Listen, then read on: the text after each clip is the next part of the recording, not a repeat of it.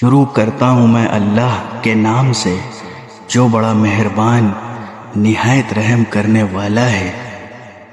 یہ سب کچھ اس وجہ سے ہوا کہ اللہ نے تو ٹھیک ٹھیک حق کے مطابق کتاب نازل کی تھی، مگر جن لوگوں نے کتاب میں اختلاف نکالے وہ اپنے جھگڑوں میں حق سے بہت دور نکل گئے۔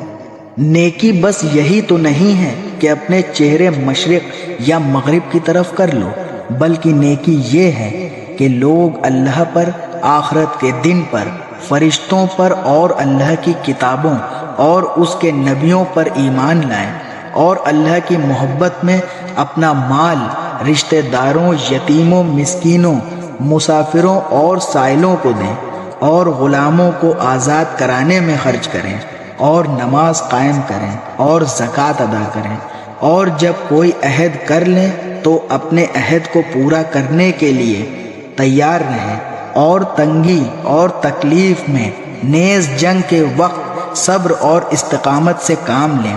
ایسے لوگ ہیں جو سچے کہلانے کے مستحق ہیں، اور یہی لوگ ہیں جو متقی ہیں۔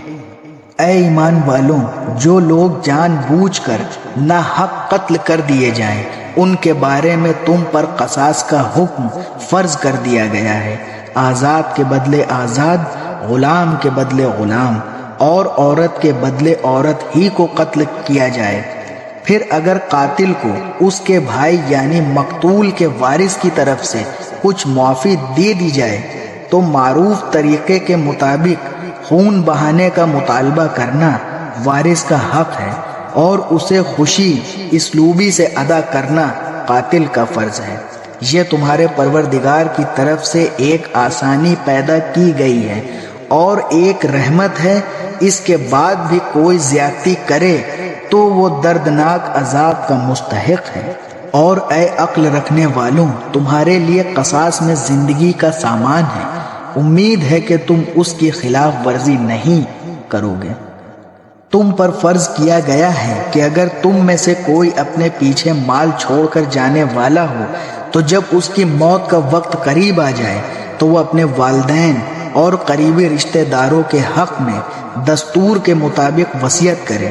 یہ متقی لوگوں کے ذمے ایک لازمی حق ہے۔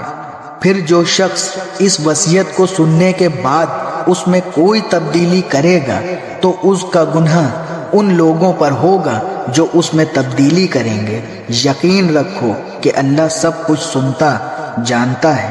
البتہ جس کو یہ اندیشہ ہو کہ وصیت کرنے والے نے قصداً حق تلفی کی ہے اور پھر معاملے سے تعلق رکھنے والوں کے درمیان وہ اصلاح کرے تو اس پر کچھ گناہ نہیں ہے۔ اللہ بخشنے والا، رحم فرمانے والا ہے۔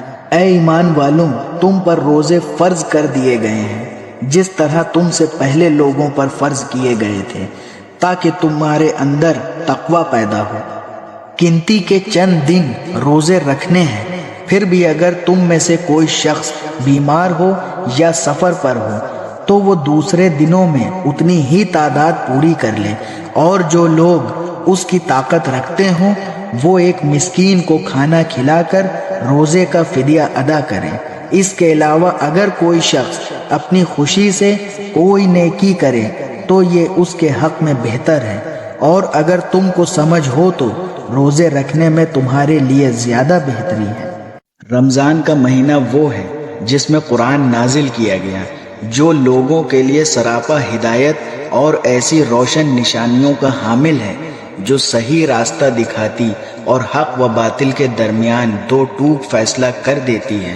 لہٰذا تم میں سے جو شخص بھی یہ مہینہ پائے وہ اس میں ضرور روزہ رکھے، اور اگر کوئی شخص بیمار ہو یا سفر پر ہو تو دوسرے دنوں میں اتنی ہی تعداد پوری کر لیں۔ اللہ تمہارے ساتھ آسانی کا معاملہ کرنا چاہتا ہے اور تمہارے لیے مشکل پیدا کرنا نہیں چاہتا، تاکہ تم روزوں کی گنتی پوری کر لو۔ اور اللہ نے تمہیں جو راہ دکھائی اس پر اللہ کی تکبیر کہو، اور تاکہ تم شکر گزار بنو۔